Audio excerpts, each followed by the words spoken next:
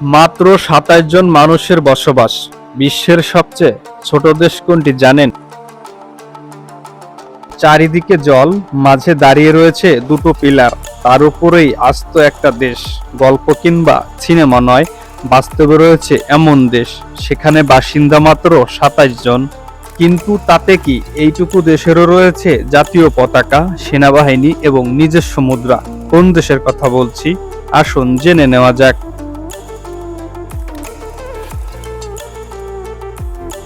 অনেকেরই ধারণা বিশ্বের সবথেকে ছোট দেশ ভ্যাটিকান সিটি। আন্তর্জাতিক ক্ষেত্রে এই দেশের ব্যাপক পরিচিতির জোরেই এমনটা মনে করেন সবাই।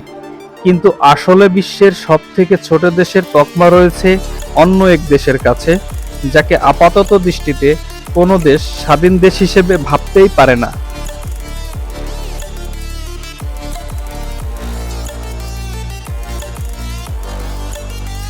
কথা বলছি দক্ষিণ সাগরের বুকে অবস্থিত সিল্যান্ড সম্পর্কে।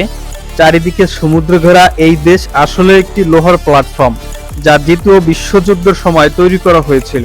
এই দেশের বাসিন্দার সংখ্যা মাত্র ২৭ জন। এই দেশে কোনো প্রধানমন্ত্রী বা রাষ্ট্রপতি নেই। যে কোনো স্বাধীন দেশের মতোই এই দেশের জাতীয় পতাকা, সেনাবাহিনী কিংবা নিজস্ব মুদ্রা রয়েছে।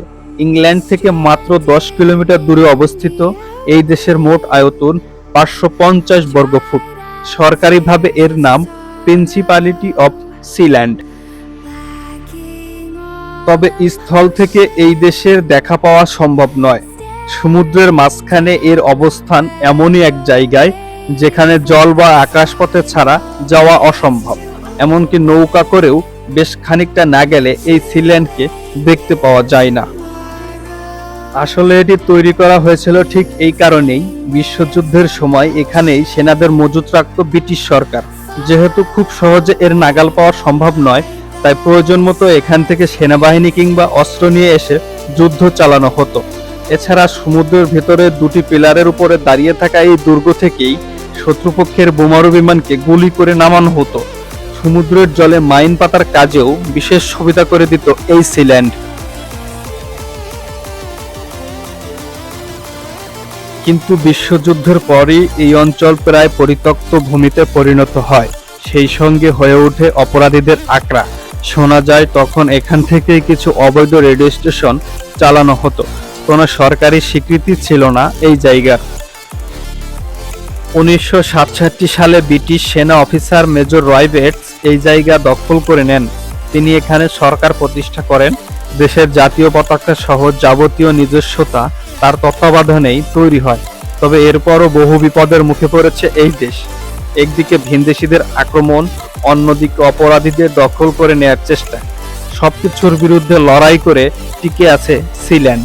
এমনকি বিপদ এসেছিল ইংল্যান্ডের তরফেও। সেক্ষেত্রে সামনে দাঁড়িয়ে লড়াই করেছিলেন মেজর। বর্তমানে দেশের সুরক্ষার কথা ভেবে একাধিক নিয়ম চালু করেছে সিল্যান্ড সরকার।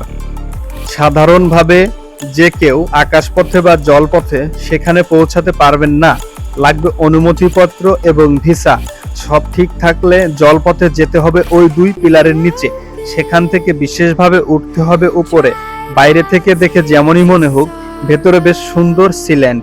আর একইভাবে গত ৫৩ বছর ধরে নিজেদের অস্তিত্ব রক্ষার লড়াই চালিয়ে যাচ্ছে সিল্যান্ড।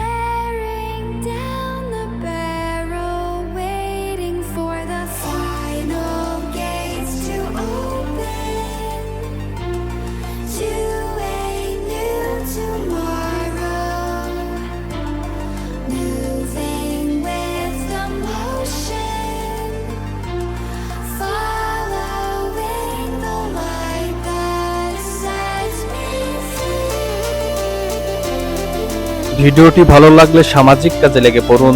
দেখা হবে আবার মায়াডরের নতুন কোনো এক এপিসোডে।